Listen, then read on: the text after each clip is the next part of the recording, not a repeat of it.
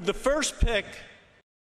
Welcome to On the Clock. On the Clock's presented by our friends at Titan Bat Company. If you're looking for the highest quality handcrafted wood bats in the game, Titan Bats has you covered with premium maple, ash, and birch game bats in 10 different models and colors to fit your swinging style. As you're gearing up for the spring season, Titan Bats is the perfect option for your next wood bat.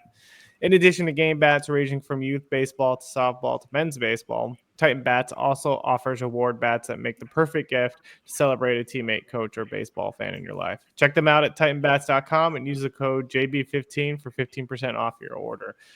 All right, it's Tuesday, May 13th. This is On the Clock, your Just Baseball College and MLB Draft podcast. I don't even know where to start after this week. Just chaos. We thought it was chaos last week. Now it's even more chaos this week. I feel like personally we should start with the Missouri and Texas A&M series, but I don't know how you guys feel. Missouri hadn't won a game in the SEC. They were 24 going into that series, and then they came away with a clean sweep of the Aggies, who were trying to fight for a postseason berth. Man, Will, what do you got on this series? Yeah, this one was a real bummer. I wrote a big article a couple of weeks ago laying out Texas A&M's path, and to me, the biggest series on that schedule was the LSU series, which they walked away with a win. And so I was feeling pretty good, especially because they had taken one the week prior. And then you kind of just count Missouri as 3 wins. And they came into that series with 10 SEC wins. We kind of talk about 13 SEC wins being the golden number for most teams to find a spot in that postseason. And so you're thinking, with all the number one series wins that they have, that Mizzou series, they go get that, and the Georgia one doesn't even matter next week. And now all of a sudden you're at 10 still, and it's not looking good. To me personally, that was the nail in the coffin. Even if they sweep Georgia, they maybe have a case just because it's in Athens. But that team doesn't deserve to be in at this point for how many chances they've had. And I really thought they turned the page. They scored 8 runs this weekend. Yeah, 6 were in game 1, and then you played tight offense on games 2 and 3, and Mizzou punched you in the mouth in the first inning in each of those 2 with home runs and no response. I mean, all around, just a horrible weekend for the Aggies, especially at home. Just really disappointing. And to me, that's kind of all she wrote on their season. Yeah, and it was just like they were up 6-1 in that Friday night game, right? And it felt like when they blew that game in the 6-run 9th inning, then Missouri went ahead and snapped their 12-game skid with that. Like that just like defeated Texas A&M completely. They were done. They were shot like right after that game. They had that game in the bag. They should have won it. They probably should have gone on and swept the series themselves. But it's just like it completely 180, turned around the entire series. Like you said, Mizzou just came out and punched them in the mouth in both games and absolutely dominated them. I think Sunday was like a 10-1 win too. Yeah. Jason, what do you got? In the words of Vince Carter, it's over. So unfortunately for Texas A&M, as Will just said, the nail is officially in the coffin. You had 11 hits over 3 games versus Missouri. That's not ideal. So Texas A&M had their struggles offensively. It felt like they had started to turn the corner, maybe around the Tennessee series. We talked a little bit last week about how Jace was struggling. Struggled again. Had 2 hits this weekend. Gavin Cash had 1. Caden Kent had 0. Terrence Keel had 0.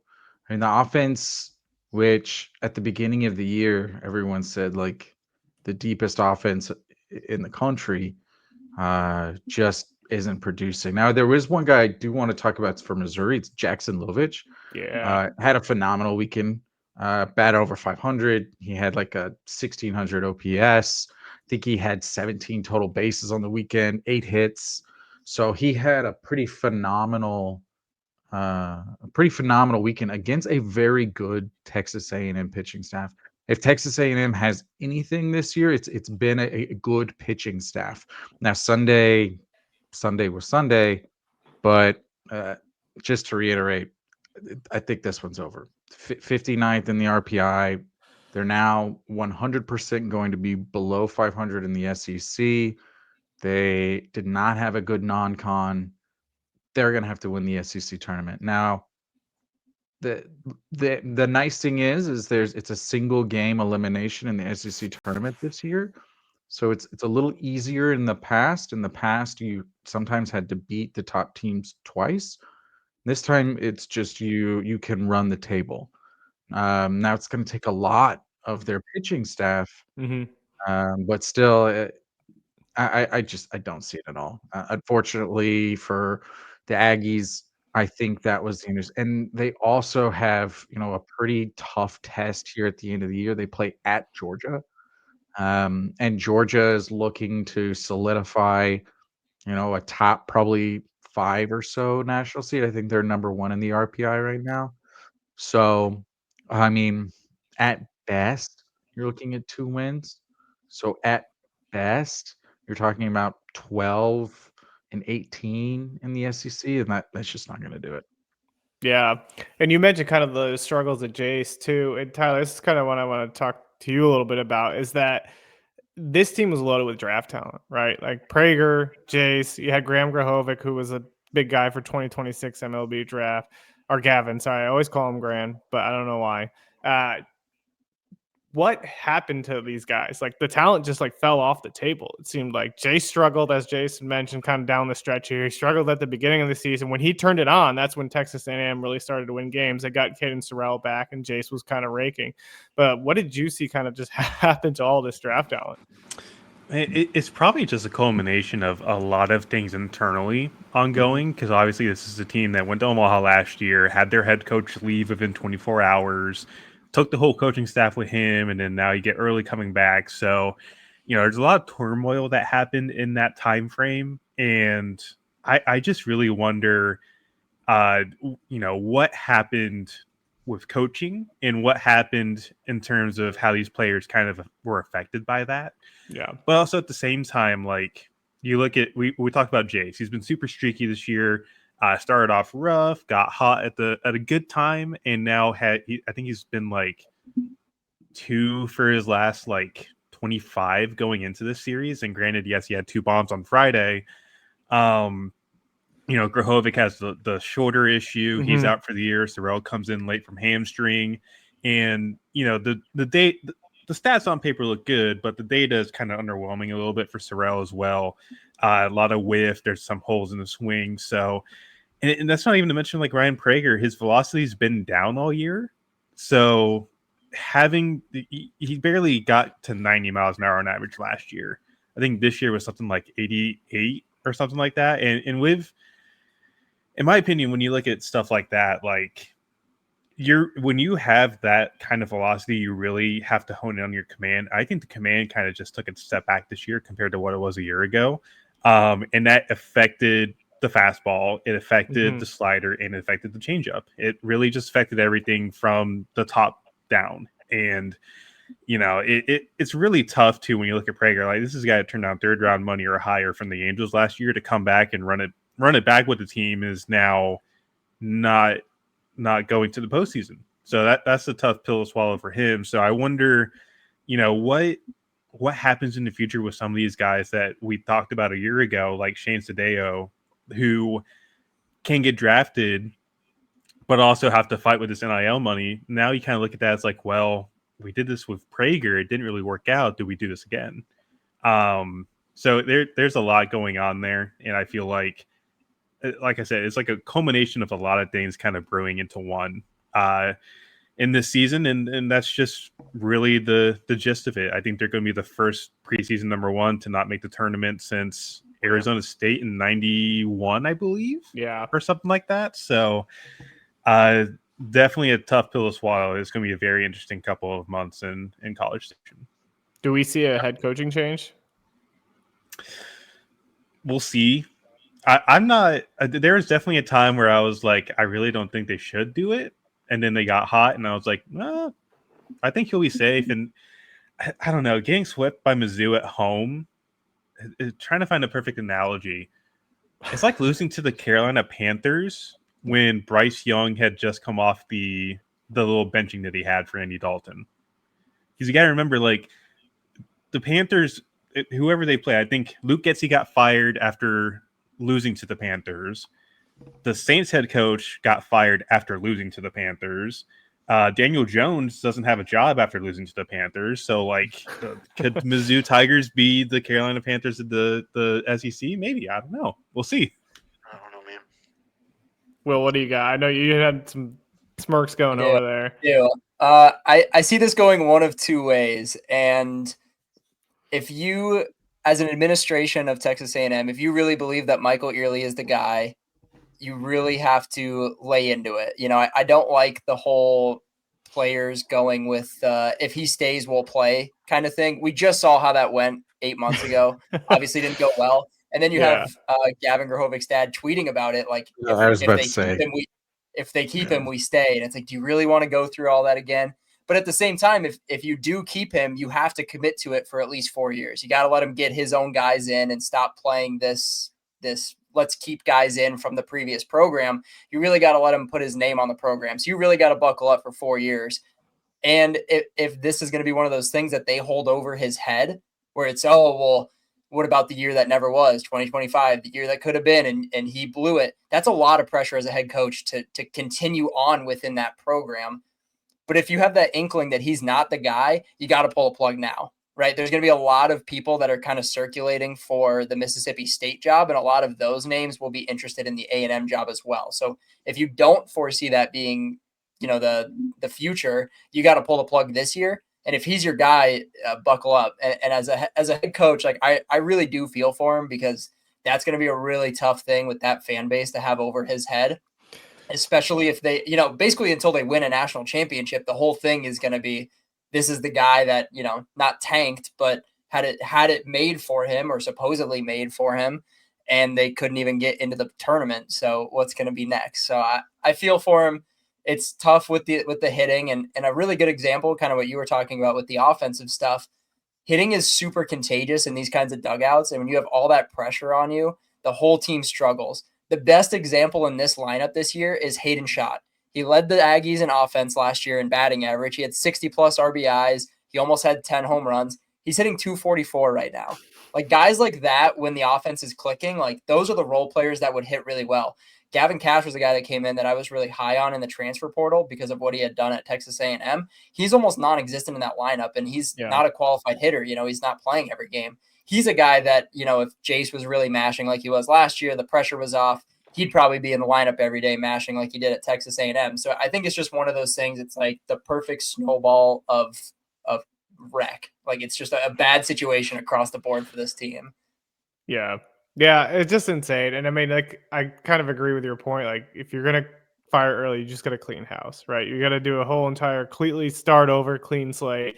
Can't be like, bring the guys back, those kind of things. So I thought that the biggest stories were going to be like Arkansas getting taken down by LSU, because that's the number one team, or Texas, that's Jason's number one team, losing a series to Florida. So let's get into those series now. We had LSU take 2 or 3 against Arkansas. Absolutely just showed up. This team is just loaded with talent. We had some talks about them potentially being number one on the last podcast if they won this series. Jason, what are your thoughts? Who was number one? I know you had an update this week for you. Yeah, so we had LSU as number one. So you look at LSU, probably the thing that you go, okay, what's going to hold them back? It was probably like 6 through 9 in that lineup. 1 through 5 is really good. Mm-hmm. Top 2 pitchers they have the best Friday, Saturday in the country.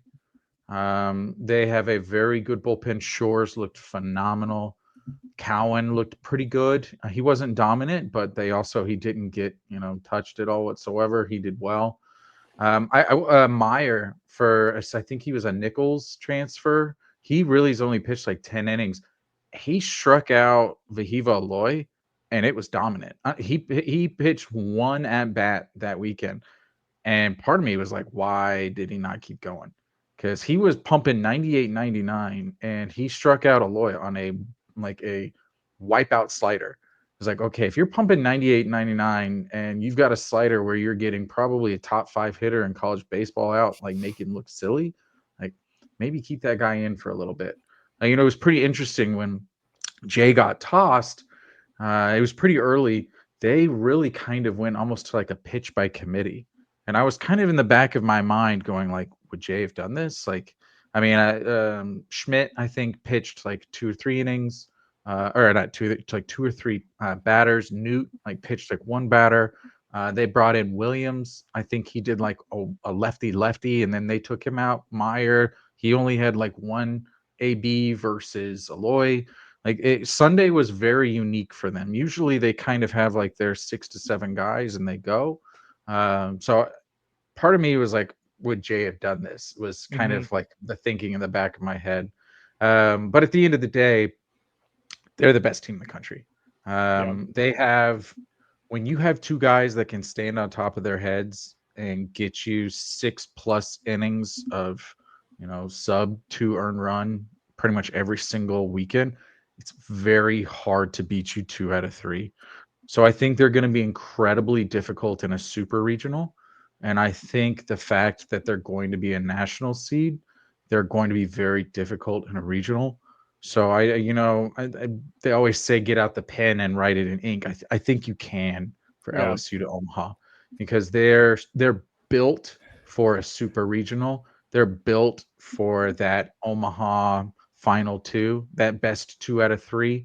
Every team, sometimes it's a little difficult when you get off schedule, but even then, Shores looked phenomenal. He was hitting 100, 17 inches a run. I mean, he was looking like the Shores everyone was going crazy for. Frey, again, is making Jay look a little silly for not playing him more. Yeah. He's just an exit velo machine. He dominated Texas A&M as well. I mean, they didn't win the series, but I think we talked about, he had like 510 plus.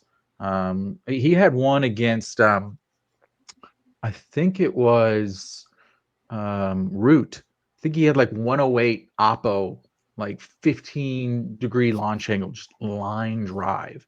And it was like, okay, that's going to be a double at the base of the wall. And it just went out. And the wind was blowing in.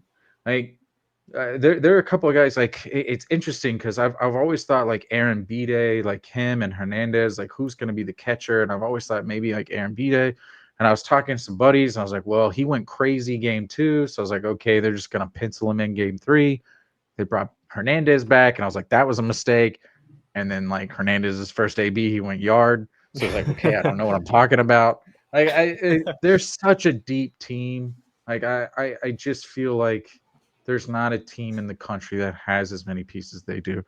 I was talking to a buddy, Arkansas. Honestly, I'm kind of a little happy with that series. They should have won 2 of 3. There was in game 1, 7th inning, 1 out, a backdoor cutter from Jimenez that was a strike. It was 100% a strike. Batter started walking to the dugout. The announcers were like, oh, only person who didn't call it a strike was the ump. And it's just one of those things that happens. It's baseball. Then he got a little rinky-dink, little single, and I think it threw Jimmy off. And he's walked 6 guys all year, 2 back-to-back in 9 pitches against LSU. I think he rustled him. I don't think he knew, and it got to the point, and then he faced Curiel. He threw a fastball middle, and he got a 2 RBI single off of it. But I think there are a number of things that you're excited about. I thought Gackle looked really, really good. I thought Root looked really, really good. Hunter Dietz, who everyone, basically he is the Shores of Arkansas. Everyone has been clamoring for this guy for multiple years. He is a 6'6" beast left-handed pitcher, top 50 perfect game PBR guy out of high school. Everyone's been wanting. He's been injured. He's been hurt. It's like, what's he getting? He was pumping 98, 99. He actually, game 2 ended with him pitching on a strikeout. I don't know if anyone was up for that one. Was that the one at 1 a.m.? No, that was game 2. It was actually at a reasonable time. Yeah. Struck him out. The ball got past Helfrich. Helfrich just kind of spazzed, threw a ball in the dirt towards Iredale at third. Iredale scooped it, tried to throw back. So it was a strikeout walk-off because the runner at third was able to score. So it was such a weird game, but I was talking to some of the Arkansas coaches, like, you have to be pumped from what you saw of Dietz. And then on top of that, Coyle. Coyle hasn't pitched in 4 weeks, 5 weeks. He's had some back issues. Arkansas squandered probably opportunity of a lifetime in the top of the ninth in game 3. LSU walked 4 of 5 guys. The one guy they didn't walk in a 5 AB stun, it was like a weak flare to shortstop. They only scored 2 runs when LSU effectively gave them 1. It was one of those things where it's like if they lose this game, it's going to be beyond backbreaker. Jimenez came in, he started having the yips again, and they brought in Coyle. And Coyle went in, and in like 7 pitches, I think he threw 7 strikes. He struck out a guy, and he got a weak line drive to Aloy. So it was one of those things when Coyle came in, everyone was like, oh my God, like this guy hasn't pitched in like a month and a half. Is this really where you want to put him? And he did great. So stepping back, both sides, I'm pumped. I'm pumped if I'm both teams, frankly. Yeah, I love how you touch on kind of the stability at LSU, right? Like talking about how they have Cade Anderson, Anthony A's, and Eisen. I don't even know how to say it. Jansen, I don't know. Just Jansen. make it up. Going back days, like basically, like you said, they're going to get you 6 innings every single time. I think Cade had 10 strikeouts on Friday night, and then Anthony had 11 on Saturday, went 6. And they have the stability in the lineup too, right? Like up and down. You have Jared Jones, Derek Hurriel, Daniel Dickinson, who we don't even like talk about at this point. He's absolutely sneaky raking all year long. Chris Stanfield's been playing well. Ethan Fry's been playing like every single guy up and down the lineup has just been absolutely raking. Tyler, talk about the Friday, Saturday guys, right? Both are 2 top draft prospects for the 2025 MLB draft. Like, what do those guys bring, not just to LSU, but also to the draft? So I think the biggest thing when you look at Cade Anderson, like this is a guy, I want to say it was like a month and a half ago where I posted a film and I was like, this is a potential first rounder. And at the time, I think everybody kind of had him in like that early second round kind of comp round area. And I'm like, he's looking really good right now. And now there's rumors that he might not make it out of the top 10. And I think just looking at what he's been able to do this year, like this is a kid that had, I believe, Tommy John as a senior in high school. He came in as the midweek guy at LSU last year. I think he struck out like 13 in a Tuesday start against Southeastern Louisiana. And that's when everybody kind of like learned his name a little bit. And he kind of jumped between being that midweek guy to being a key piece of the bullpen later in games. And now he's turned into this Friday night ace where he's got a really good fastball. Really good overhand curveball. The sweeper is now a legitimate pitch, and he's got feel for a changeup to righties. I think the only thing for him is that he's got to find a way to get lefties out. I looking back at the splits recently, like if I remember correctly, Mississippi State, when he pitched against them, they went lefty heavy, and I remember Ace Reese went yard on him the first AB, and I think he gave up like 5 or 6 runs that game, and it again, lefty heavy lineup. So that's the one thing, if I had to say anything about Cade, is kind of working on that. But as of right now, Cade Anderson looks like a top 10 pick in my eyes. It's just there's a ton of strikes. It's really good stuff. Really projectable as well. Like if you told me this kid could be throwing 98, 99 in a couple years with a progressive pitching organization, I could see it. I really do. And Ianson's a little interesting too. So the biggest thing with him is the fastball shape isn't great. It never has been. Yeah. Just it's steep. And you would think that like with the shape that it had last year, I think it was more of like a cut ride, but it was very minimal ride. And this year's kind of the same, bit more running action, but the velo's there. He's been up to 97. But the big stars of the show have been the slider and the curveball. And when I saw him last year at USA, that was the big deal for us, was like he's consistently landing the curveball for strikes. The slider is just very gyro-esque, so it's dropping more than it is, sweeping. And it just looked really good then. And now he's worked on the changeup. And I think, what was it? He had 14 Ks in a complete game 2-hitter or 3-hitter against A&M. Yeah. He has a 15K outing earlier in the year. He looks really good as a day one piece. I just don't know how much upside there is with the fastball being what it is. He might be a guy that has to spam breaking balls to get outs at the next level. But for me, these two guys have really shown up late in the going here. And just with what Cade has. I think Cade, we'll talk about this with the mock draft later on when we kind of spoil it a little bit, but Cade has put himself into the position to be a top 10 pick, and I think Ianson's a second rounder at this point. That's where I have them both right now. I love it. Will, you got anything to add on the LSU Arkansas series before we move to Florida? Not a whole lot. I think Jason covered it really, really well. I think both these teams you have to be really excited about in the postseason. And the fact that both of them are more than likely going to be national seeds, it bodes really well for them, especially because both of those teams have had their struggles on the road this year. So getting home field advantage through supers is going to be massive for both of them. And we may be seeing a rematch in Omaha, these two. Yeah, I love it. Want to move on to Florida versus Texas. So Florida stuns number 2 Texas, well, number 1 for Jason going into last weekend. They take 2 or 3 on the road against the Texas, and that was their first ever regular season matchup between the two. Massive resume booster for the Gators. They're firmly, I think, now in regional host conversation, which after a very sluggish SEC start, that's pretty impressive. Game 1, they absolutely just kind of exploded early. They hung a 6th spot in the first inning. Match, and it was just incredible to watch them kind of perform. Game 2, I believe, was that was a weather game as well. Had some lightning delay for 2 hours.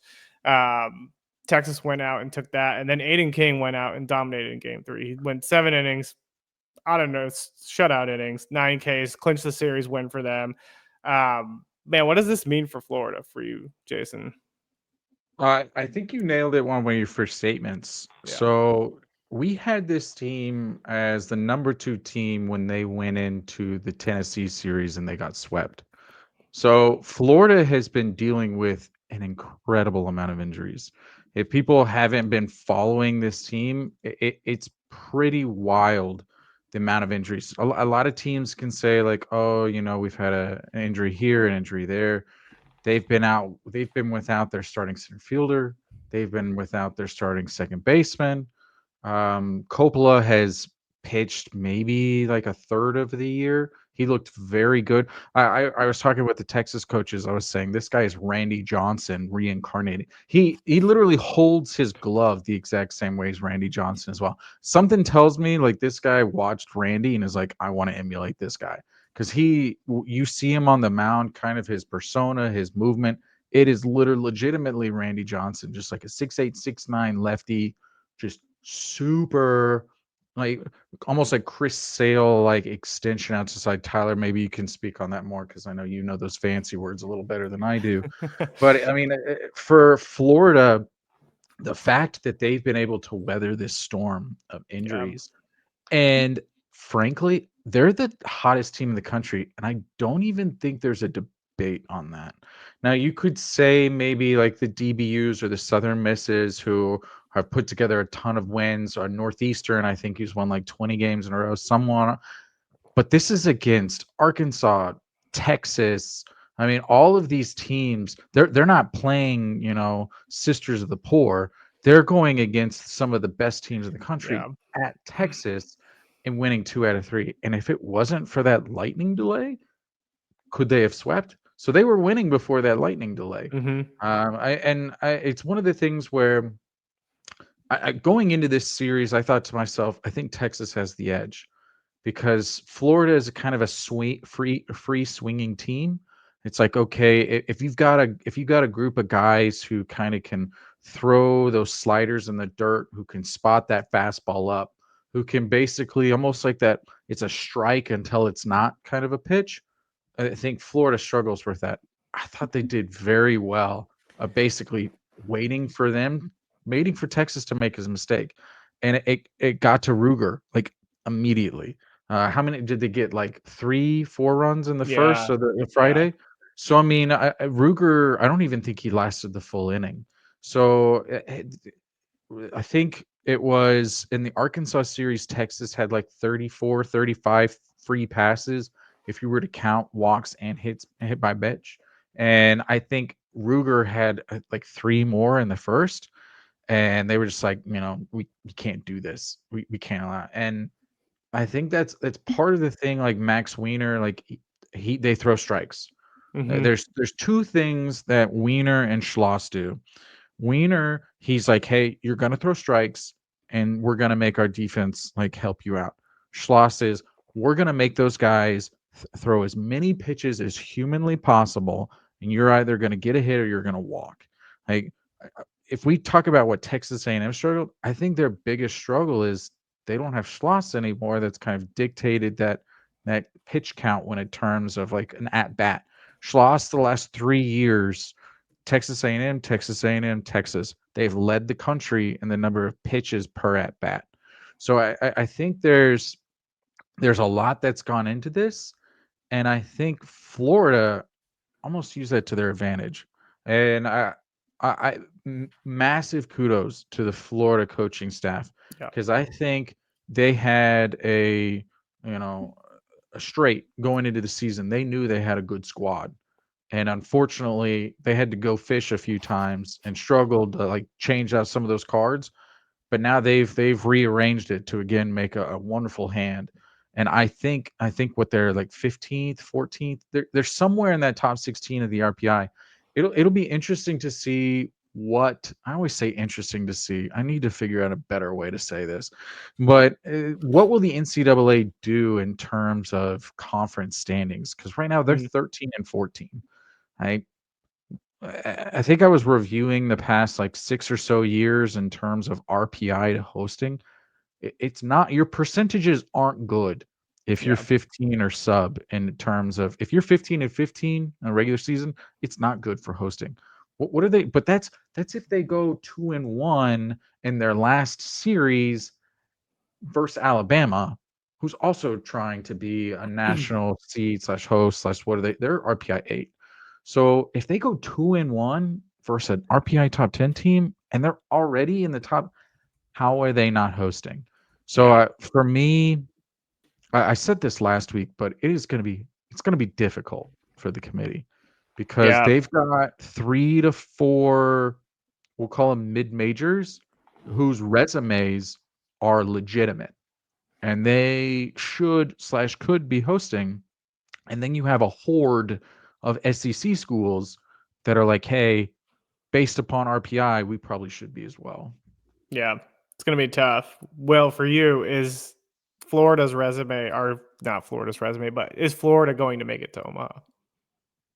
Yeah, I mean, we saw them do it last year as a 3 seed. Something just happens in Gainesville when the calendar turns into April. It's just what they do, and they've won 5 straight series in the last 5 weeks. So it's just super impressive what they've been able to do, especially given all the injuries. And as far as Texas is concerned, it's interesting to me because I feel like they overperformed a lot this year. I don't know that the offense is there to truly take that team to Omaha. Incredible pitching staff, incredible pitching coaches. They're always going to do that really, really well. I get the feeling that the book is out on Riojas right now after what Arkansas did to him. And Florida really seemed to take notes. And despite that free swinging tendency to put up 6 on him in 1/3 of an inning and chase him, a really, really impressive start and tone setting. I just don't think Texas scores enough to really get it done. Florida's going to be a really interesting case. I'd almost prefer them to see them as a 2 seed. If they get a 2 seed, I have a feeling that they might draw into one of those mid-majors regionals. Like they could be the 2 seed in a DBU or a coastal. Like I could see that happening. I don't think they'd go as far as to put them with Florida State, just because Florida State's probably going to be a 1, 2, or 3. I don't know. I feel like they're going to get a worse draw if they host, because like you said, that the 15 and 15 thing, they're going to be right around that 500 mark. I have to imagine that puts them as the 15th or 16th national seed. And if that is the case, they're probably going to get a pretty tough draw, because they probably bumped a really good team to give them that spot. So if you're Florida, quite honestly, I think your luck is better as a 2 seed in this thing when it's all said and done. That's a good point. I could see them at like a UC Irvine, maybe top type regional. One of those things where it's like, hey, you're the top 2 seed, go to that 14 through 16. Mm-hmm. So maybe that would be like a TCU, UC Irvine, UTSA, DBU, as you said, like one of those fringe. Or they could even have one of the insanities where there are 2, but they're hosting. Like what was that, South Carolina in 21 or 22? Old Dominion, yeah. Yep. Yeah. Well, if someone gets Florida as a 2 seed, they're really going to hate it. So. It'll be horrible. We talked about LSU having the number 1 Friday, Saturday. Yeah. They probably have supplanted Florida State for the top 1 through 3. Oh, we lost Jason. Uh-oh, he drank too much. Yep. What's going on? Hey, he's back. I think. Back? He's still frozen. Oh, there he is. Okay, my bad. Yeah, blame the alcohol, even though that was my internet. Yeah, Same thing. So It's literally what I said. Wink, wink, nudge, nudge. I just poured it all over the router. No, they have the best pitching staff in the country right now when it comes to Friday through Saturday. It used to be Valini and Mendez and Jamie, but now I think it's them. Aiden Coppola and Liam Peterson. Like, nobody wants to face that. And then they've got McNeely out of the bullpen. And who's their closer? Is it Clemente? Clemente. Sorry. Yeah. Yeah. So they feel a lot like, Tyler, I hate to say this, they feel a lot like NC State, where they've got 6 guys, and look out. You don't want to play them because those pitchers are going to, if they get Coppola back, how many innings pitched did Coppola get game 2 versus Texas? I know the weather probably killed that, and they've been limiting him some. But I think he was pretty limited in his innings, kind of like Arkansas is with Wood right now. If they get Coppola up to like that 4 to 6, I hate to get out the ink marker, but I don't see anyone beating them twice in a regional setting or a super setting, unless they go to a team that just absolutely mashes. Because if they face a team that has holes, they're going to exploit them. Yeah. Couple of 2 innings against Texas. Yeah. He's on restriction. But I watched those 2 innings. It was disgusting. Like, Texas couldn't do anything. I mean, it was really impressive to watch. He just has, I don't know what his extension is, Tyler, like, teach me, but it feels like that guy just walks up there with his arm and just like drops it into the catcher's mitt. It is incredible. Yeah, his extension, if I remember correctly, is kind of closer to 6.5 feet, which, for a guy that's 6'8", that doesn't sound impressive. But I think the thing that really sticks out for me is how wide the release is. Like, it's 3 feet this way. Chris Sale, there you go. Yeah, like Chris Sale. Ben Abel, I think, is probably the only guy that has a wider release, and we haven't seen him this year because he got injured preseason. So, yep. Fun TCU, team. Another team that's good. I don't know if we'll talk about TCU, but excited about them. But we don't talk about the Big 12 on this podcast. I'm just kidding. Sorry, Big 12. We'll be talking about you in a little bit here. Don't worry. Love you, Carlos.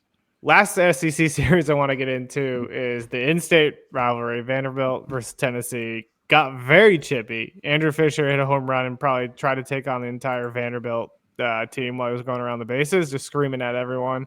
Vandy wins, which was worse, is he hit that solo shot and they still lost that game. So sorry about it, Fisher. That was not good. Vandy wins 2 or 3 on the road against rival Tennessee. Back and forth series. I think both teams look pretty equal in this series to me. Vanderbilt just somehow find ways to win games, and I still don't get it. We talked about this on previous pods. Like, this isn't your granddad's Vanderbilt team, right? It's not like full boppers and high-powered arms that are just coming at you. They're just scrappy. They find ways to get on base. They find ways to drive in runs, not via the home run, and I don't get it. If anybody has an explanation on how Vandy wins games, feel free to go for it. Pitching. Yeah. Pitching. Yeah, that's the best way. Yeah. So I will say, I don't know if this is legitimate. It's always hard to tell if the internet is real or fake. But so I think Vandy hit like 6 home runs this weekend, 6-7 home runs. They hit quite a few. And there was something that came out. It was like, Vanderbilt will be adjusting the dimensions of their ballpark to match that of Tennessee, because then they'll have the same amount of home runs that Tennessee has. It was my assumption is it's a joke, but part of me was like, this feels legitimate. Well, the Fisher home run was like 350 that he was like talking crap on. So it was, and I know why they do it. So again, I think we talked about this a while ago. But who is Vandy's Sunday night pitcher? Is it Fennell? I'm trying to remember. He's Sunday. I'm trying to. Yeah, Sunday.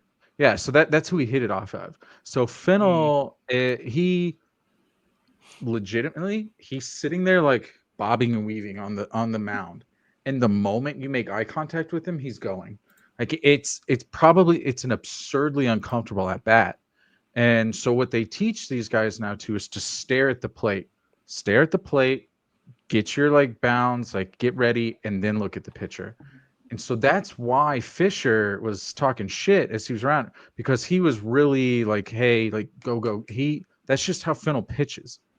So he hit the bomb, and he was basically like, yeah, like, hey, let's speed up that pitch around, like blah blah blah. And he actually hit another home run later that game. So he had a 2 home run game. He's up to 20 bombs. I know we talked about it preseason. I really liked Fisher. So I think he's got like a 1,300 OPS now. Tyler, I don't know if he's skyrocketing up the boards, but it feels like he's doing well. But not a lot else is going well for Tennessee right now. Sunday, game 3 is an abject disaster for the Volunteers. I think they're averaging 10 runs allowed over the last 6 weekends in SEC play. I mean, they have their pitching staff is basically 6 deep right now. They are pitching Snead and Franklin 2 to 3 times a week. If they don't get 7 innings from Doyle every Friday, they honestly remind me of Arkansas of the last 2 years with better hitting. If you get to Doyle, I think they're done. I just don't see any way they get out of a loser's bracket without Doyle. It's the exact same thing with Hagen Smith last year when they lost to Kansas State and went into the loser's bracket. They didn't have a way to recover. Same thing with TCU the previous year. Hagen Smith got in the loser's bracket, couldn't recover. This feels very, very similar. You've got Keelan, who's still struggling. I mean, you had some guys who are still doing all right, but if it's not Fisher hitting bombs, it felt like they were struggling to create offense. And I saw a stat from that game. They're like 300th in the country in stolen bases allowed. It felt like every single time a guy for Vandy got on the base, they were trying to get to second. I think RJ Austin literally got to third twice on 2 errors on pickoff attempts. Like they were, the amount of issues that Tennessee has right now in terms of depth, pitching staff, in terms of like that 6 through 9 for hitting, and in terms of like their just overall fielding percentage, they may be staring at a 2 seed legitimately, which blows my mind because they have an absurd amount of talent. Yeah, I mean, I was looking at that the fielding percentage, and like, man, we overlook defense and how important it is to winning games, because everybody's like, oh, you got pitching and hitting, you're going to be good. But they don't even have pitching right now. They're going to call Will here soon out of the bullpen, have him go out there, start throwing. They need arms at this point. Will, what did you see in that series? Yeah, this is just another weekend of what Tennessee has done. They've 1-5 over their last 6 SEC weekends. And like Jason said, those Sunday games, they've almost been treating like punt games every single week. There's nobody left by the time they get to that day. And if they don't win game 1 with Doyle, it's pretty much as good as over as far as the series is concerned. And even if you get game 1, I mean, we saw it with Auburn. They lost game 1 kind of in a late inning explosion from the Auburn offense, and they somehow managed to win Saturday. But when you do that, you're setting yourself up for a sweep. And yeah. I was just about to make the same point. Like, I don't think they're going to host. They're about to go to Fayetteville, Arkansas coming off of a series loss. If Zach Root outduels Liam Doyle here, I mean, we might be looking at 3-0 Arkansas, and they can solidify their spot as a 1, 2, or 3 national seed, and Tennessee gets a 2 somewhere. I mean, I really don't think that this team is deserving of a 1 seed at this point. They've lost 5 of their last 6 SEC series. And even, I mean, if they beat Arkansas at Arkansas, I'll concede that. But I think that's a really tall order. Arkansas has been world beaters at home this season, especially on offense. And I just don't see the Tennessee pitching staff for 3 games getting through that offense. Maybe Liam Doyle does enough to get through it on Friday night, but I don't think it's a guarantee that they do it on Saturday or on Sunday for sure. Yeah. He pitched at Ole Miss last year in Fayetteville and struggled. I mean, clearly it's a different season. It's a different team. It's a different Doyle. But that Arkansas offense last year was not good.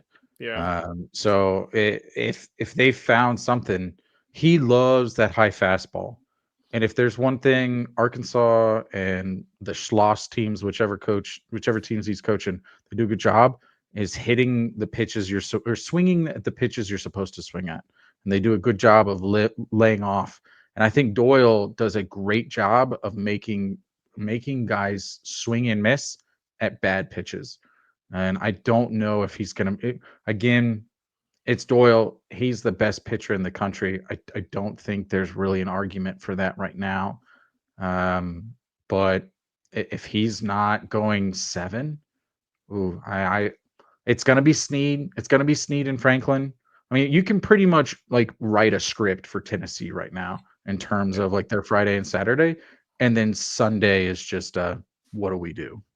Yeah. And Tyler, I was going to talk about, like, we talked about this in the mock draft yesterday, right? Like a lot of the Tennessee bats, especially like Dean Curley more specifically, but Tennessee got so hot at the beginning of the year when they were playing a bunch of nobodies on conference play. And like the bats were just scorching hot. The arms all looked good. Dean Curley was mashing everything. Now I think he's in like under 250 in conference play. What have you kind of seen the shift, I guess, in the Tennessee bats, especially like the draft guys, as we kind of moved into this SEC play? Yeah, I think Fisher's been the contrary to that. Yeah. Is he like 3 home runs this weekend? Them losing that series to Vanderbilt was not of his fault. Like as much as we can, like he brought him back in every game. Yeah, like as much as we can, for like a better word, shit on him for the excessive, celebrations, if we want to call it that. But like, in my opinion, rivalry game, I kind of like the fireworks a little bit. Yeah. Maybe that's a hot take, but I don't know. But besides that, Keelan's hit a rough stretch since coming back from the hamstring injury that he suffered in a midweek back in like March or something. And then Dean Curley has just been kind of non-existent, which is really unfortunate for a guy that was a big piece as a freshman last year for this team. I've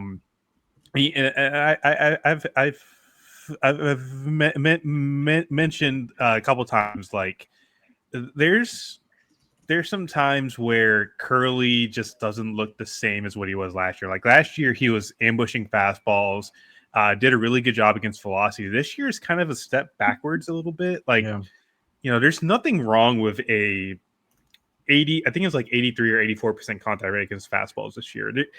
It's a slight drop back. He's not seeing changeups well at all right now. I think his whiff round changeups is somewhere around 40% in SEC play.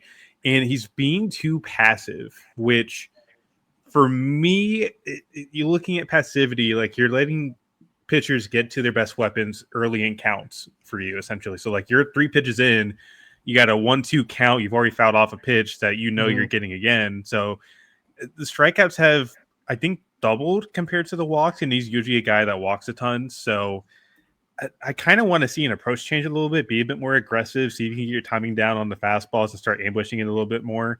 But I wonder, I got to really dissect the swing a little bit to see if there may be something different from what there was a year ago. But he's gone from a guy that could be a top 15 pick to like, I think we were talking about like a back end of the first kind of guy, and maybe even less than that. Like he's got leverage this year. He's a sophomore. In the draft style of sophomores, usually will have the most leverage of anybody in the draft. Just because they can say, hey, I can go back to school next year and try and gamble on what they've done, like Jared Jones did it this year. Yeah. Colby Shelton's another example, even though he's out with the hand injury right now. But another thing to kind of look at too, Marcus Phillips. You talk about a guy that's been he was dynamite as that Saturday guy coming into SEC play. since he went 7 shutout against Florida, he has pitched beyond the 5th inning, I think just once. Yeah, And it was against LSU a couple weeks ago. So I think Phillips, he's a converted reliever into starter, and I think he can still be a starter, but he's showing signs of fatigue and weakness coming down the stretch here. The commands kind of faltered a little bit. I think he had like a 4-week stretch where you walked like 3 or 4 guys in 4 consecutive games and didn't really last all that far. So kind of wondering as you go down the stretch here, you lose Phillips a little bit to fatigue, and then your Sunday is just a crapshoot because they've thrown out AJ Russell, Tegan Kuhns as their starters. They don't go very far. I know Russell's been on a pitch count for the past couple of weeks because he's just coming back from having an internal brace a year ago. But yeah, this is definitely a panic button moment for Tennessee. You've got to show some fight against Arkansas this week. Otherwise, you're not going to be a 1 seed. Yeah, I agree. Want to shift over to the ACC. First, we had Duke versus Clemson. Duke got off to kind of a rough start. They really fought in that game, but kind of fell short. Bounced back and got a win. They won the series on the road against Clemson, which is absolutely huge. So the Blue Devils have now won 4 straight series at Clemson dating back to 2015, and they're firmly back in the postseason mix. I think the RPI is up to 31. Clemson's RPI is still at 14, but Jason, I think you talked about Duke on the last podcast and like how this is the team that you were really starting to watch.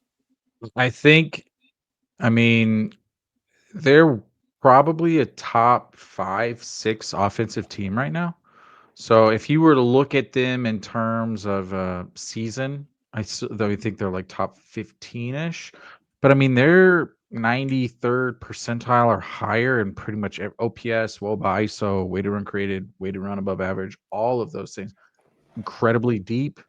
I mean, Ben Miller really didn't have a good weekend at Clemson. No. And they were still putting up really good numbers. It was a very impressive weekend because this was a weekend Clemson had to have. I think Clemson is now 2-8 in their last 10. Yeah, not good. No, not good at all. But Duke is now up to like 31st or so in the RPI, somewhere in that. I haven't checked in a bit. They're 11-2 in their last 13. I'm really excited about Duke. They have a really interesting end to their season. I don't know if they've canceled their game because it feels like everyone and their dog is canceling, but they play at Liberty, which I think is a really unique weekend game, especially the last week of the season. And then they go to Georgia Tech, who is somewhat in the same ballpark that they are. Well, I say that they are. Everyone in the ACC is in that 14-16 win conference. But I mean, they could legitimately be playing for the ACC regular season championship, depending on how things go. I know it's weird with how Florida State's season, because they've lost multiple games. NC State lost games. It feels like half of the conference is going to have less conference games than the other half. So a very unique season, but really, really pumped for the Blue Devils because I think they got knocked to the mat 100%. And it was kind of one of those thoughts of like, oh, maybe next year Duke will be good. And who do they have coming back and blah, blah, blah. And they were like, no, screw that. Like, we've still got life. And to see them kind of just immediately jump back, if they're able to put together a good weekend versus Georgia Tech, they're squarely looking at a 2 seed.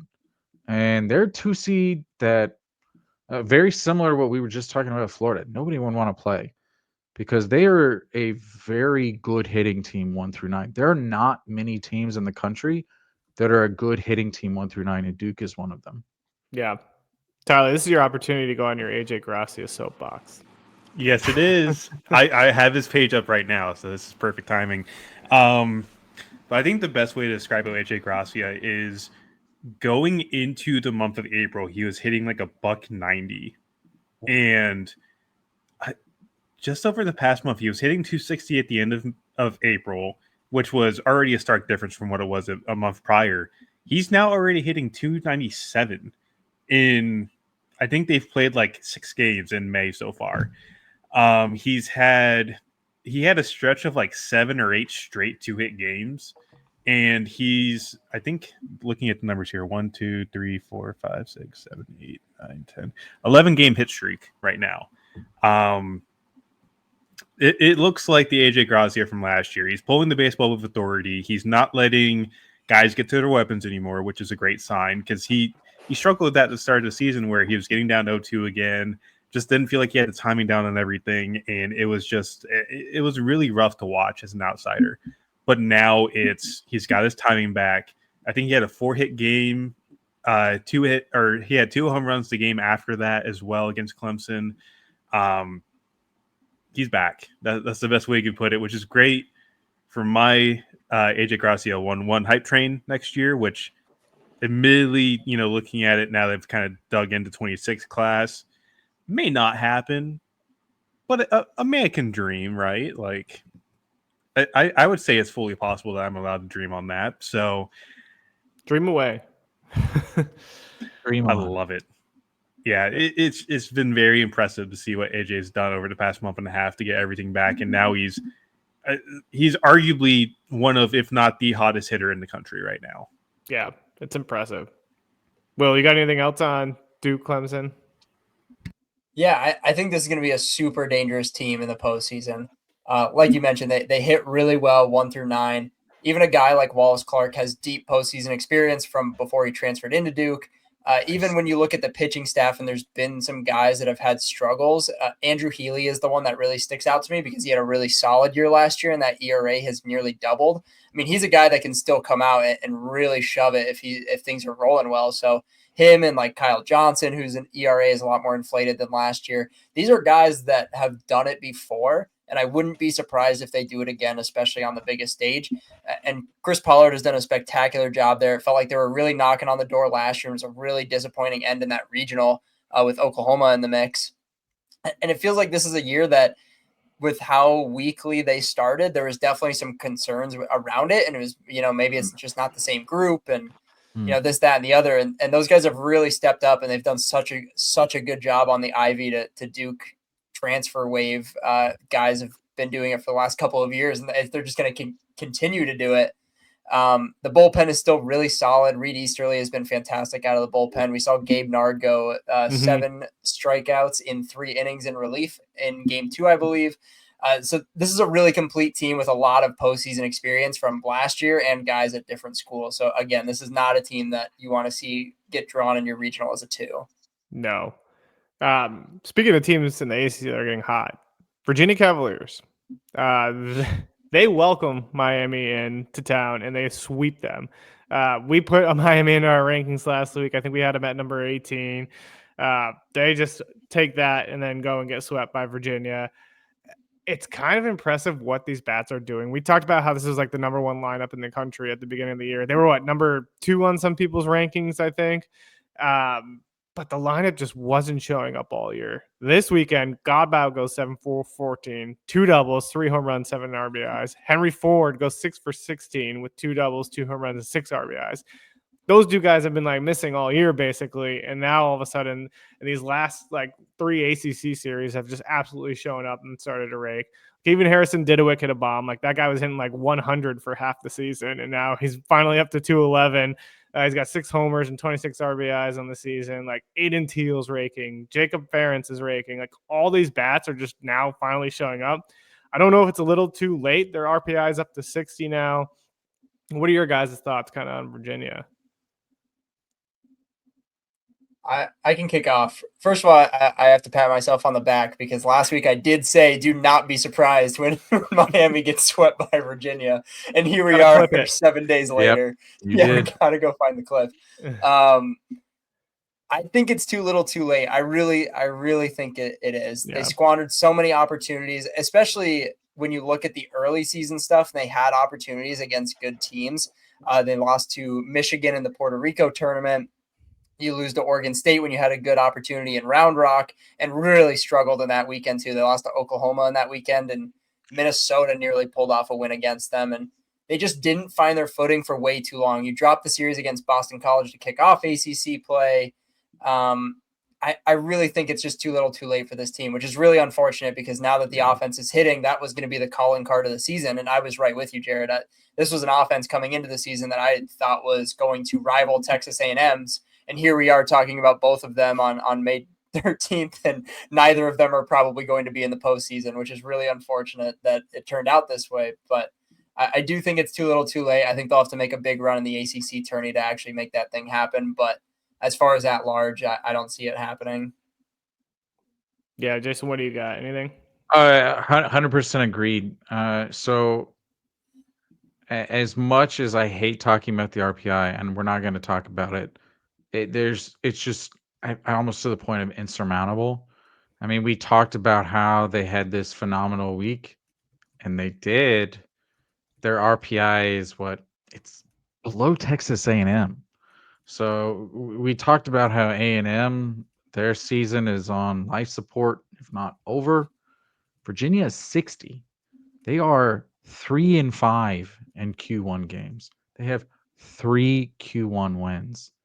I think they have to run the ACC. I think they have to, because I don't see the committee giving a, what are there, like 40, 42 non-at-large conference bids. I don't see them giving one to a team that's 60th. No. I mean, you have Michigan, that's Stanford's higher than Oklahoma State, Virginia Tech, Notre Dame, USC. Like you'd have to pass over a lot of schools with better records. Yeah. I just don't see it. I know it's unfortunate because I mean they were an Omaha team last year. I think they had 3 preseason All-Americans.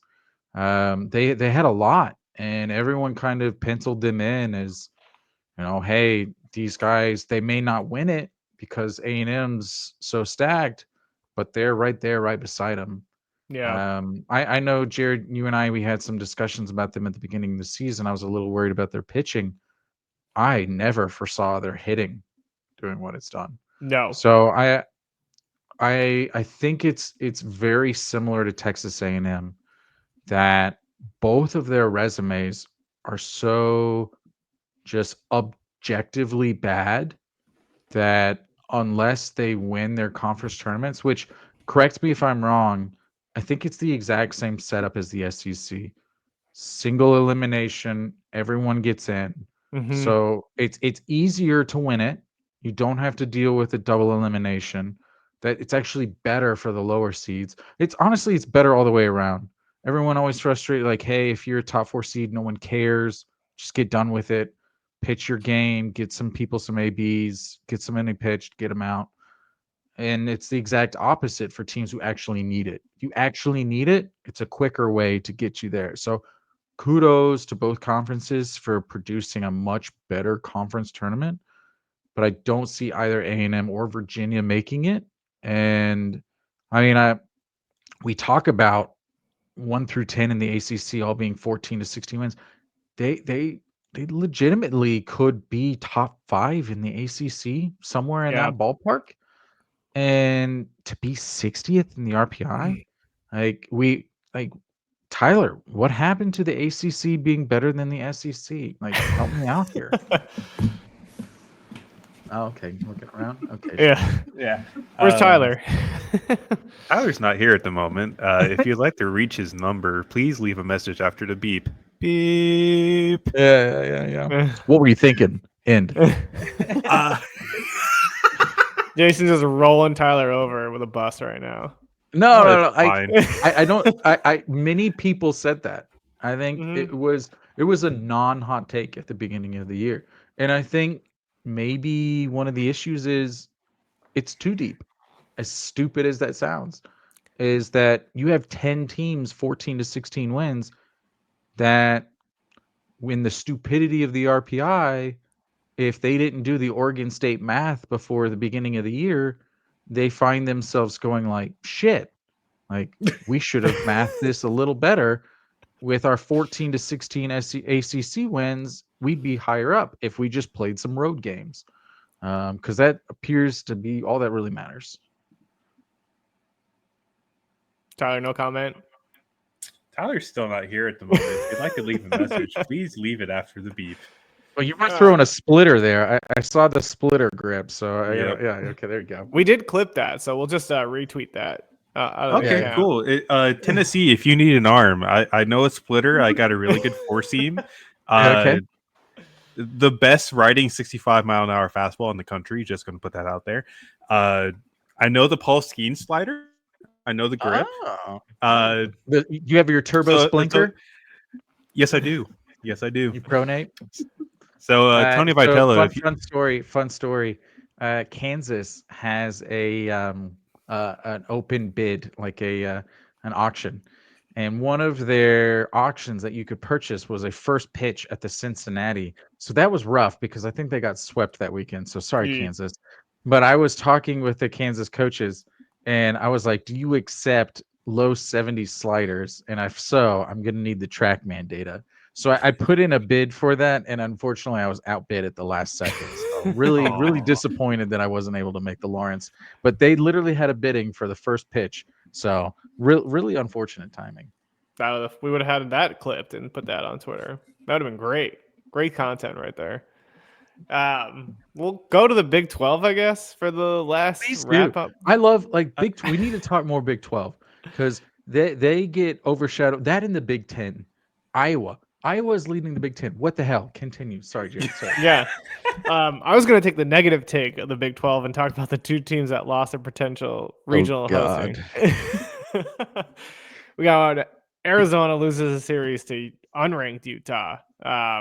Massive resume killer. Like they were at 16, I think, like just barely at a host spot for us in the last update. They just have not looked good recently. Arizona's been squeaking out series wins when they do, and they go and lose this. Didn't they lose a series to Texas Tech too at some point? Or was that West Virginia? It may have been. Texas Tech has been, and I have to say They this lost kindly. They lost to Texas Tech. They lost to Texas Tech and Baylor. Yeah, that's right. Yeah, but I have to be kind because both of those schools are our schools, so I love you both. But both of them, like, they've kind of made this circular transitive property of RPI that's like, oh, you lost to these teams, therefore you're not good, which is dumb. Let's just baseball. And Texas Tech had such a rough non-con, and they've come on strong in the conference that it's just thrown a massive wrench in that conference in terms of RPI. Like there's this like, well, they weren't good then. Are they good now? They can't be good. Well, they beat them. And so, okay, well, then they're not good. Like, I think the Big 12 has really taken a spiral in terms of the RPI, unfortunately. Yeah, West Virginia's in the 20s on RPI. I think 24. Arizona's 41. So West Virginia might if they sweep this weekend, do they host? No. Yeah, no. Still out. I think you have teams. Will made a good point. DBU, who they're 15-10 or so in Q1, Q2, so they've got a good enough. It's good enough to where it's like, hey, you don't really deserve I mean, deserve sounds so stupid. The NCAA has shown that if it's a coin flip, they go with a smaller school. They've done that the last 3 or 4 years. And again, we talked about Coastal Carolina when they played Clemson in the midweek when they brought out like 6,000 people. It was this massive flag to the NCAA. It's like, hey, we promise we'll bring you money. That feels like an opportunity. And I mean, you see the Southern Misses. It's like Southern Miss always has a phenomenal crowd. I think there's enough good mid-majors that I think it's going to be really hard for any of the Big 12. Maybe TCU. I think TCU, they have a very unique schedule. They have they have 19 Q1, Q2, which is way up there, but 16 Q2. they're very synonymous with Virginia. Only 3 Q1 wins. So TCU is a super unique case. They're a team I also would not want to play. I love TCU. I love that team. Tommy LaPour is Tyler. Give me some So thoughts on good. this, but I think he is one of those slept-on arms. It's like why aren't people talking about this guy more? I mean, he throws 100. He's legit. What's going on? I think the biggest thing with LaPour, and like, granted, I'm not taking a big deep dive into the 26 arms just yet because he is eligible next year. But you've mentioned it, like he touches 100. I think he touched 100 on like pitch 115 the other week in like a No big deal. Yeah. I don't think it was Skeens like. That is legitimately Skeens like. Yeah, and I can't remember if it was the UCF game or it was another series, but like, you know, averages 96 on the fastball. It's more of a two seam, so he doesn't get a ton of, you know, value in terms of he misses bats a lot. I think it's like a 20% whiff rate on the fastball, but tons of ground balls. He can command it very well. I think he throws a really solid amount of strikes with it. It's a changeup in the slider that are money makers from him. I think the slider's the better pitch at the moment, even though he throws it less than the changeup. But overall, it's a big workhorse frame, so he's a guy that's going to go out there and get you a bunch of innings. He's going to perform very well. For me, LaPour looks like one of the top arms in the class next year.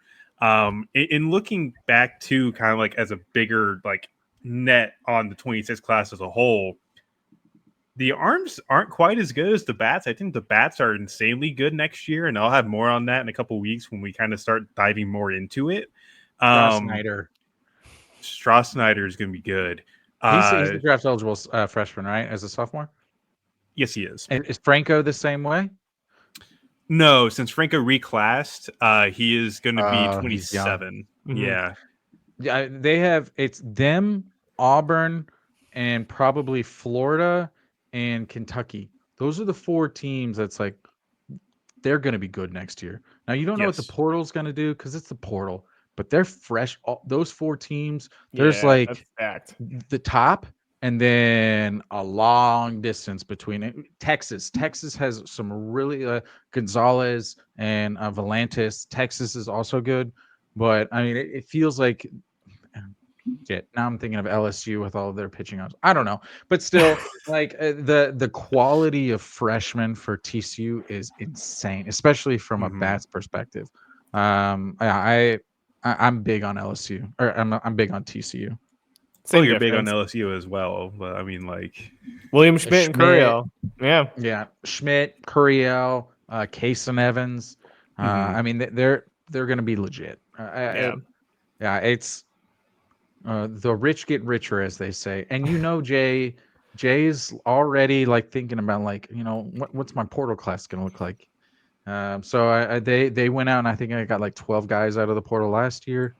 I mean, again, you're talking about like Cowan and Meyer again, who looked phenomenal against Arkansas, and you had Dickinson, and they've put together the depth. I'm sorry, we're just going all over the place, and by we I mean me.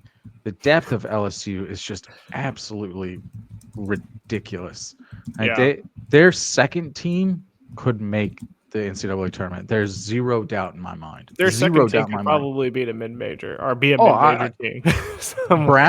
Brown has like Brown and Frey have basically, and Aaron B-Day. They've basically been these kind of like, hey, you're going to start here, you're going to start there. They had phenomenal weekends against a top 10 pitching staff in one of the marquee the fact that those guys have basically been like, hey, when's going to be your opportunity is just ridiculous. They're so deep, it's silly. Yeah. Jason loves the SEC so much. He took us back to the SEC. Wanted to talk the Big 12 and just took us right back down. This one you actually can blame on the alcohol. Yeah. This one you actually can. Will potentially be at the Big 12 championship. Will, who do you got winning the Big 12? I have been such on the Arizona train all season, and the fact that they've laid some eggs this season, and coming into that Baylor weekend, their resume to me was so impressive because at that time they had beaten Texas A&M, who was preseason number 1. That was like the first or second week of the season. They played really tight and won against a solid Mississippi State team at that time. And then they played a really tight game against Tennessee when they were looking like world beaters in the non-con. Mm-hmm. And then you went on the road and beat West Virginia, which right now is kind of their best Big 12 win outside of TCU. But then you go and you lose to Texas Tech, and you lose to Utah, and you lose to Baylor. And it's like, I don't know what to make of them. And they've had a real problem with pitching on Friday night. McKinney just has not been what he was in the first month to 2 months of the season. And Smith Bailey has cooled off a little bit from what he did early on in the year, but he's still a freshman. They're going to rely a lot on him in the Big 12 tourney. I love TCU in this thing. Man, I just keep thinking back if they just had Ben Abelt, and it didn't seem to affect them early in the year. In that middle portion, it caught up with them, and now they're kind of back to finding their stride without him again, which is awesome to see. It's just such a big what if for me, because that team would be a really, really scary team with him. I still really like Arizona. I think I mentioned it last week. I'm not a West Virginia guy. That resume was super unimpressive to me, and they finally hit their road bump on the year. And to their credit, they beat everybody who they were supposed to until this weekend. So, winning is hard to do regardless. They're at 40 wins. It's still impressive. But that bump in the road ends up hurting them a lot because of the fact they haven't really done much else other than that. So not super on the Kansas train either. I think TCU and Arizona, kind of like the preseason predicted, that it would be those two at the end of it. Those are the two that I'm going to be watching. Yeah. So how many do you think get in? So, it feels like I think Kansas is still going to get in. State. Is Kansas State maybe Cincinnati? Or is Cincinnati out? Where do you think? I don't think Cincy gets in. I think they're going to get TCU, Arizona, both Kansas schools. West Virginia. And maybe? West Virginia. Yeah. I would think 5. I don't think Cincy's weird because they actually have some really quality wins this year.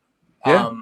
They beat Duke in that series early on, and they've played some really good baseball, but I don't think they have the body of work to sneak in. I haven't seen anybody that's projected them in as a 3. I would think they get 5. I would feel comfortable saying that those 5 are probably in, especially Kansas State has some really good non-con wins too, like Arkansas, and they've been able to compete at times against really high-level competition. Yeah. I like it. Want to lastly dive into a couple other things. We're going to go into mid-majors with the best chance to go to Omaha. Will, this will be your chance to give Southern Miss some love. Tyler, I'll probably give you Dallas Baptist, and then we can fight over Northeastern and Troy. Jason. Just give me the one you don't want, and I love playing devil's advocate. So I love baseball so much, I'll do whichever one you want me to do. We'll give you Northeastern. We'll do that. We'll start us off with Southern Miss. Why has this team got a chance to go to Omaha? Well, for starters, they always play a really impressive non-con schedule because of the fact that all of their midweeks are always against Ole Miss and Mississippi State. They took on a series against TCU that they won early in the season that they looked really impressive in. This team is just always really, really good. It always starts with the pitching. Obviously, Hattiesburg is a huge advantage for them. When we talk about home field advantage a lot in college baseball, Hattiesburg is about as close to an SEC environment as you can get without being in the SEC. ECU is maybe the only other one that I would consider close to it. But this team, top to bottom, they hit really, really well. Jake Cook is having a monster year for them. And then we go and look at the mound, and it seems like these guys have been there for a while. I remember a couple years ago watching JB Middleton and Cross Sibley as freshmen, and I was like, man, these kids are going to be really, really good in a couple years. And here we are, and JB Middleton's pitching to a 2 ERA with 85 innings pitched and 98 strikeouts and looking like a legitimate chance for a first rounder. And we kind of talked about that the other night with Tyler, and he could sneak in there. It would be kind of a pipe dream, but one of those guys that has had an incredible year and just skyrocketed his draft stock. It's going to be tough. I think they're going to get a really tough draw. I don't think that Southern Miss is going to host this year, just given the rest of the Sun Belt. You have Coastal Carolina looking like they're going to get a host. They actually play Troy this weekend, which I think will have huge implications, especially with the fact that Troy has not lost a weekend series this season. So if Troy does manage to win that series. I think they have a legitimate case over Southern Miss for a second Sun Belt host. I don't know how the NCAA will look upon that. You can correct me if I'm wrong. I don't know the last time that two Sun Belt teams got hosts. It always seems like the best team in the Sun Belt gets a host, and then the others are all 2 seeds. So that would be a really interesting wrinkle to this, especially if Troy ends up winning this series, because I believe they would win the regular season if they do. Them and Coastal, I know, are pretty tight at the top. I love this series coming up, by the way. I'm It's excited gonna be for it. They would be sneaky. the only team in the country who hadn't lost a series, Troy. which Yes. would be Yeah. wild. That kind of would be goes into a why I'm huge picking case. Troy to go to Omaha, only because I assigned myself Troy also. No, I really do like this Troy team. They have some pretty good wins against Mississippi State and other teams, but like as Will mentioned, like they haven't lost a conference series all year long. They are 37-16 overall. They're 18-9 in the Sun Belt. You got a catalyst like Brooks Bryan that's been instrumental, just leading the team in home runs.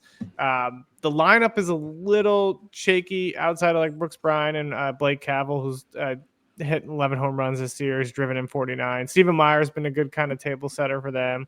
Pitching staff's really not been good. That's the key thing. I think they got a 5.1 ERA on the season. So there's some struggles there.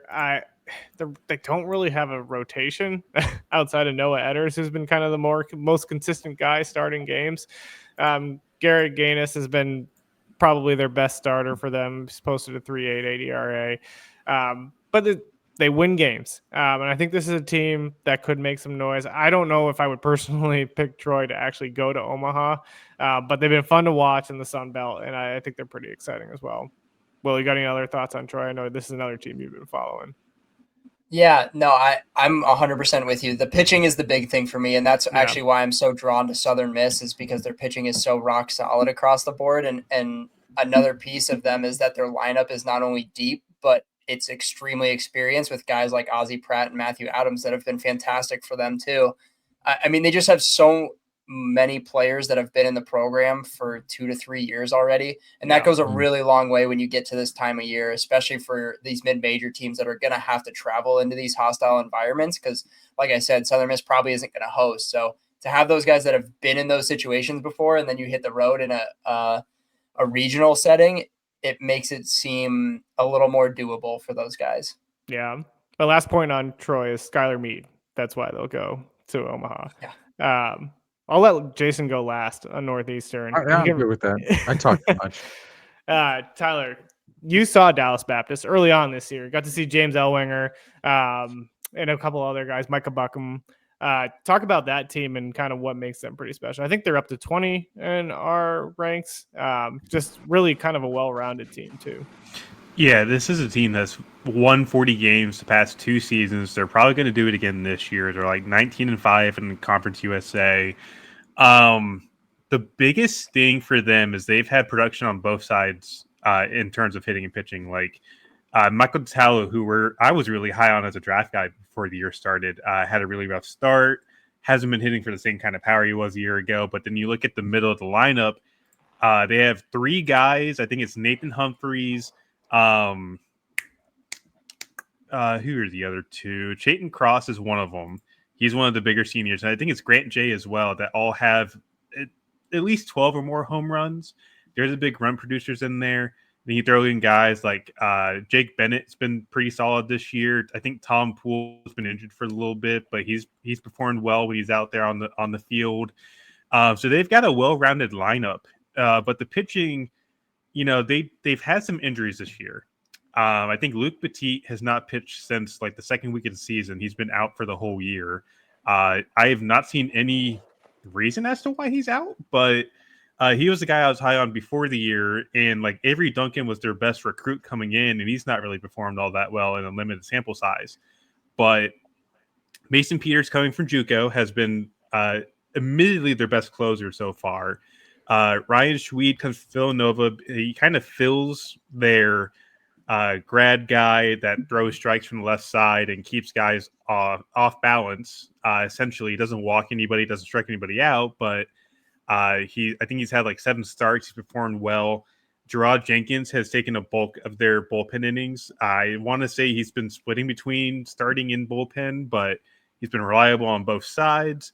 But then the rotation, Micah Bucknam, James Ellwinger, and Ryan Borberg, I do believe, all three have performed very well this year. I think Bucknam has been the biggest surprise for me. Coming from LSU, didn't really have a spot there, and now he came into the season as the Friday guy ahead of Ellwinger. Which was kind of surprising to me, but Bucknam's off speeds are fantastic. I think I still have the video from when I saw him, but he's a guy that's like Ianson, where he's going to spam breaking balls to get out of innings, but they're both very good. Ellwinger is another guy that he's got some reliever risk. He's walked a ton of guys. He's got 30 walks in 49 innings, but also 72 strikeouts. He's been very good as a starter so far. And Borberg's just been that consistent, threat in this rotation, like 3.5 ERA, 62 in the third innings. I think it's the most innings in that entire pitching staff. And these guys also don't let the ball travel out of the ballpark. I think that's the biggest thing. They don't give up home runs. They do a very good job of keeping it in the ballpark. So, for me, looking at what DBU has, they've always been a consistent force with Dan Hefner at the helm. And this is just another classic case of this is a team that could do some serious damage if you get them into at least a regional final. If not, you get them in a super regional with potentially Borberg and Ellwinger. I don't know what Bucknam's status is right now. I think he might be hurt, but having those two to kind of head your rotation going into a super is not too shabby for a mid-major team. I love it. I think DBU would be my pick too.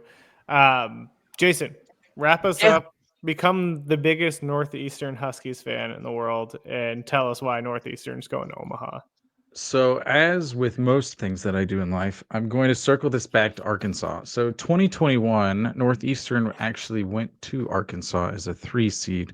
And I remember thinking to myself, how in the world is the number 1 seed in the country getting the Big Ten champion in Nebraska and a sneaky good Northeastern?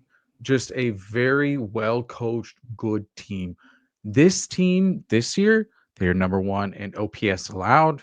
They are in, and this is in the country. This is in the conferences. This is D1. OPS allowed at 585.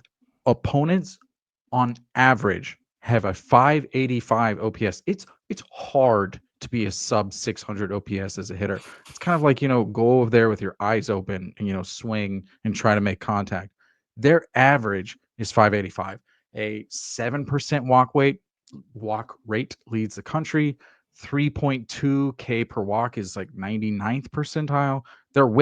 Their team whip, 1.07 leads the country. Their FIP, the fielding independent pitching, 3.14 leads the country.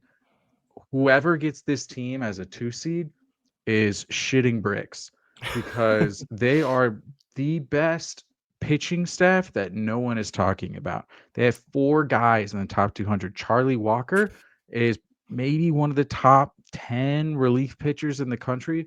469 allowed OPS average, about 11 K per 9, a 0.75 whip. Again, like there's 2 things in college baseball. If you want to win, it's don't walk guys and don't get yourself out. They don't walk guys. They do a phenomenal job of making the other team beat you, and they do a good job of taking advantage when it happens. And that's why they've won like 20 straight games in a row. So do I think this team has I legitimately think this could be the next Oral Roberts. They're not a 4 seed. They're not going to go to Oklahoma State and like be crazy. They're going to be a team that someone's going to say, why are they in my regional? That's 100% my thought process with Northeastern. They're going to have it to where someone's going to like look up and down their roster and just say shit. That's how I feel about with them. Now, would I bet on them to be an Omaha team? No. Would I be surprised if they were an Omaha team? No. So it's one of those things where they're good enough to be in Omaha, but I also don't expect them to be in Omaha.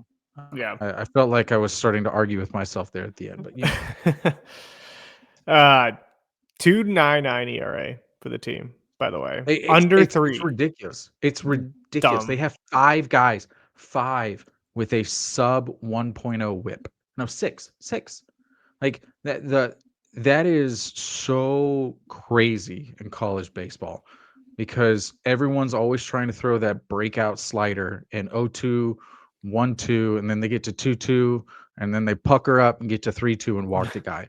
It happens way too frequently in college baseball. They just don't do it. Yeah. Cam Maldonado, the one guy who does not get talked about enough. That guy's and Harrison Feinberg. Yeah. Those 2 guys, like someone around 1200 OPS. Like you're talking about one of the better outfields in college baseball. Again, like they're a team that people are going to look at and be like, why are they in my bracket? Why are they my regional? They shouldn't be. Gonna wrap up with series to watch. So everybody kind of pick one series that they're gonna watch this weekend, and then we'll kick it to Tyler to give us a little bit of a preview before the mock draft before we kind of wrap things up. Will, what's your series to watch this weekend? Southern Miss and Troy. Yeah. Battle for the Sun Belt. It's got to be. And it's on ESPN Plus because it's a Sun Belt game. So that gets me fired up because I don't have SEC or ACC. So love that. So the only series you're watching this weekend is yeah, it's either that or I watch Big 12, which means West Virginia and Kansas, which will be interesting. But I'll be definitely more invested in Southern Miss and Troy. Love it. Jason, what about you? What do you got? First off, as a caveat, that's at Morgantown. So again, one of the best play-by-plays in the country is West Virginia's home announcers. Strongly recommend for anyone who's just wanting to have a good time. They'll talk about NASCAR in the middle of the games. It's the craziest thing. In terms of like which one I'm actually, one of them is going to be Texas Oklahoma. So you know that just really unique SEC rivalry of Texas versus Oklahoma. Texas is reeling a little bit. They're 1-5 in the last 6 SEC games. As Will talked about, like have they figured out Ruger? Oklahoma, I think, is in a really unique situation. Are they a 2 seed? Like, are they going to try to fight to still be a 1 seed? I think both of these teams are looking at their ship and saying, like, oh, we need to like fix some of these holes. And how do we do so? And again, you're talking about Oklahoma. One guy we really haven't talked about a lot. They have one of the best pitchers in the country, and Kyson Witherspoon. So I mean, that's a guy, and maybe Tyler, you can speak about this. I always ask you about the draft because I feel like I can say some random person's name and you're gonna pull out some percentages about how good they are. But Kyson Witherspoon is a guy, in my opinion, that should be talked about in that upper end of the first round draft. You're just not gonna find the type of production it feels like you get from him. So I really like Oklahoma, primarily because I think they have a phenomenal pitching staff. And so what happens with Texas? What happens? And like, this is almost very similar for me of Duke Clemson last week. Both teams are at a semi fork in the road. What do they do? Because Oklahoma may be staring down the barrel of a 2 seed. I think Texas, I know they're a national seed. But do you really want to be 0 for your last 3 in your last 3 series when you hadn't lost one previously? You don't like your ace Ruger, like you have questions on, like that. Talk about, they always say hot, cold, hot. That's hot, and then cold. Like, do you really want to be going into the postseason that cold? No, guaranteed not. My pick's going to be Kansas, West Virginia, because I'm hoping to be at that series. Only reason. Got no other reason. But Morgantown, hey, lower those hotel prices because $350 a night is absurd, by the way. It's so dumb. $350 a night? That's like Omaha. Like, what's going on? That's the cheap end. If you want a high-end hotel in Morgantown, you're looking at like $500 plus a night. Oh, it's got to be graduation, right? Yeah, it's probably what it is. Yeah. Dumb. Just dumb. Tyler, what series do you got? And then to give us a little preview of the mock draft, you can probably dive into Kyson there too. Let's say Kyson is in the top 15 on the mock, and I've been banging the table for Kyson since I saw him at South Carolina back in, I think it was like mid-March.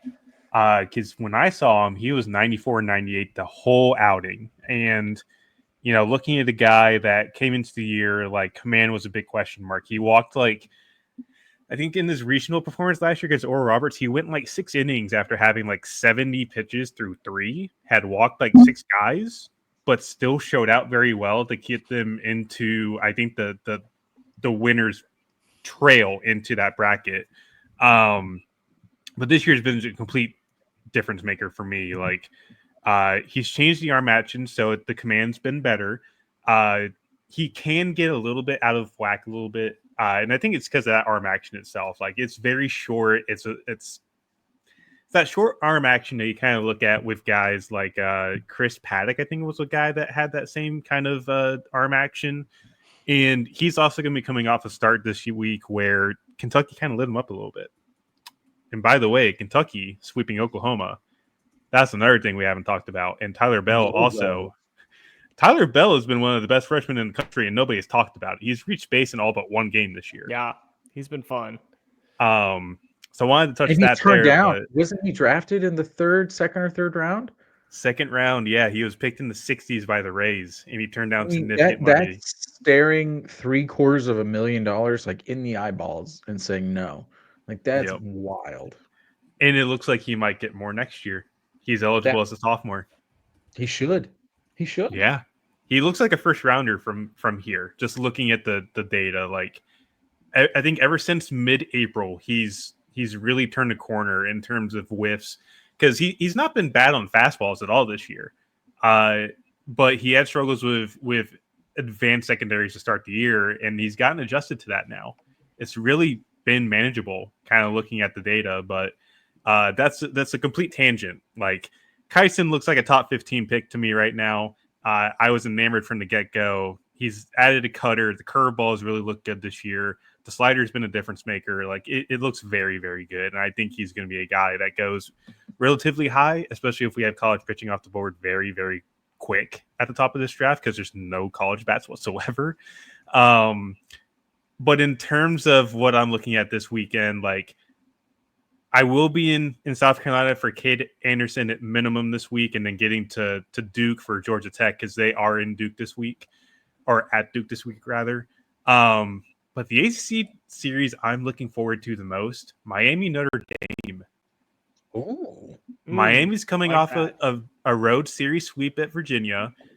Notre Dame has been one of the hottest teams in the ACC over the past month.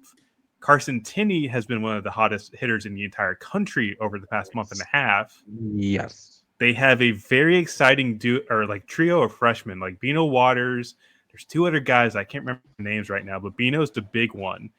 And then Jack Rydell, Rory Fox have been really good as a 1-2 punch. They're a dangerous team if they can make the postseason. I think if they beat Miami this week, I think they've done enough in their favor to kind of sneak in a little bit. And they have a better RPI than Virginia, which we talked about earlier. So there's a lot on the line for Notre Dame this week. And Miami, again, has been one of the hottest teams in the country. You forget about what just happened this past weekend. They had won like 9 straight ACC games coming into that Virginia series. Kind of looking at that, that's a really big implication series for both teams, in my opinion. And in terms of the mock, like, we had fun doing that. That was a very fun 2 hours we spent last night working on that. And Jason was not a part of that. We left him out intentionally. I can see why, though. I talk too much. I apologize for those who are sticking with an hour and 40 into it.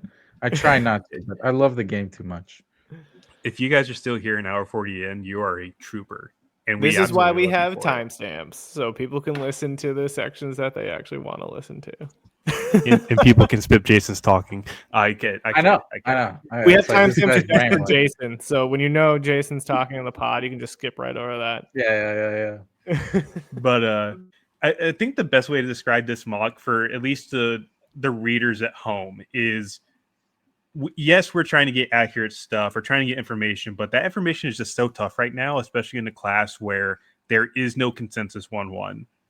There likely will not be a consensus 1-1 until we get to like an hour before the draft. And that's just the gist of it this year. This is not a good draft class. It's really good on the prep side in terms of there's a lot of guys at the top of that side of the demographic that's going to go pretty high. But there's no college bats this year. College arms are probably going to go off the board very quickly. Talking with the guys last night, like I think something that people do not understand, and this is no shot in particular to anybody else that does, mock drafts or anything, but no 1-1 has gotten slot value since Torkelson, and even before Torkelson, Adley was a haircut. Henry Davis was a haircut. So you're looking at guys, you're looking at teams that are going to get a haircut and a significant one at that at the 1-1 spot. The slot value is over 11 mil this year. Looking at some of the prep guys, they might command a bunch of money this year. I've heard some crazy numbers. So really, our thought process through that was figuring out, okay, who's the guy that is a safe option for 1-1, and B, who do we think in our right mind is a player that's going to take the most significant haircut to kind of help the Nationals through this draft? Mm-hmm.